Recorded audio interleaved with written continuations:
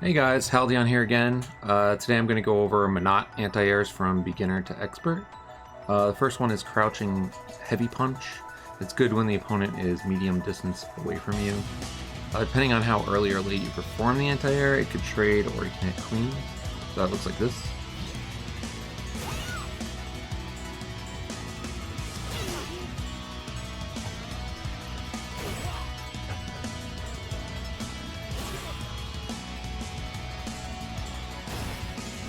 Another aspect or layer you can put with this is you can cancel crouching heavy punch into the light orb throw, and depending on how early or late you do the anti-air, it can hit them and put them in block stun, or the orb will just land behind them. Looks like this.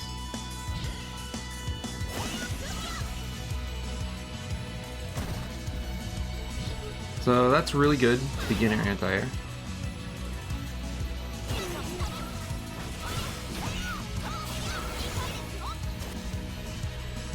The next anti-air option I want to go over with Menat, that's really important, is standing heavy kick. This is good when the opponent is further away from you, jumping for some reason.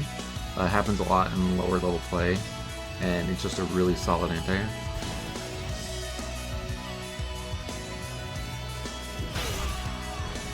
If the opponent hits a button, you can get a crush counter.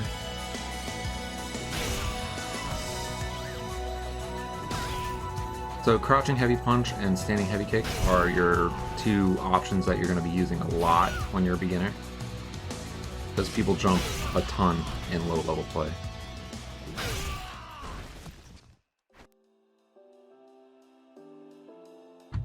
So as far as intermediate options for anti-airing with Menat go, she has a multitude of options. The first one I want to go over is her up reflect. This one's a little bit risky because the startup is really slow, so you kind of have to be anticipating the jump in. If it does hit though, you get some juggle options afterwards, which I'll go over right now. First, you get her normal DP. You can set up Oki with heavy warp toss, and if the opponent hits a button on wake up, you can get a crush counter. And combo. Or you can do super. All really good options, especially super for closing out rounds if you think the opponent's going to jump. The next intermediate option I want to go over from Menat as far as anti-airing goes is how to deal with cross-ups. I'll give you two different ways to do this. The first one is jump back medium punch. After the buff recently, when you jump back medium punch or hit them with an air-to-air medium punch, you can juggle afterwards. This is good in the corner. Mid-screen, you're not particularly gonna get anything, but that looks like this. Good way to deal with cross-ups, and also to keep opponents in the corner. The next option is her crosscut DP. So it's just a simple crosscut DP. Oops.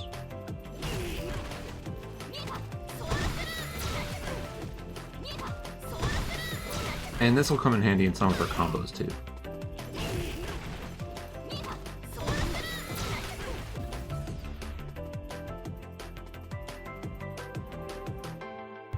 So as far as the more difficult anti-air options with Menat go, there's a few things she can do. I'm not going to get into all the V-trigger activate shenanigans because you can get some really cool combos, but most of them are just for style. For these anti-airs, a lot of them you want to have the orb out when the opponent jumps in. So for this I have Ken set to the guard all state, and he has a guard action on. He's going to jump in after he blocks the low orb throw.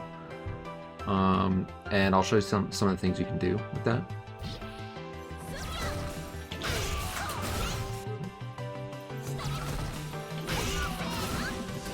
So you can get this juggle, standing heavy kick, orb explosion, DP. It does a pretty good amount of damage, and you get that knockdown. If you want to add a meter to it, you can do something like this.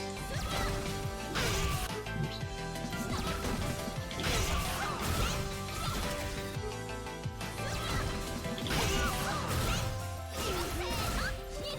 The reflect you have to make sure you do pretty late, but you do get a decent bit more damage from that. If you're in the corner, so we'll set it to the corner here and throw Ken out. You can get a side switch with your crosscut DP and throw the opponent into the corner.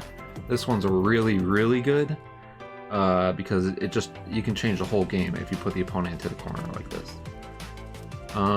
As far as the expert anti-airs go with Menat, you can do a bunch of really weird V-trigger stuff that looks really cool, but I think these are the most practical ones. So anyway, if you guys like the video, just like, comment, subscribe, and check me out on Twitch. Hope this video helped at least someone with anti-airing with Menat, and thanks for watching.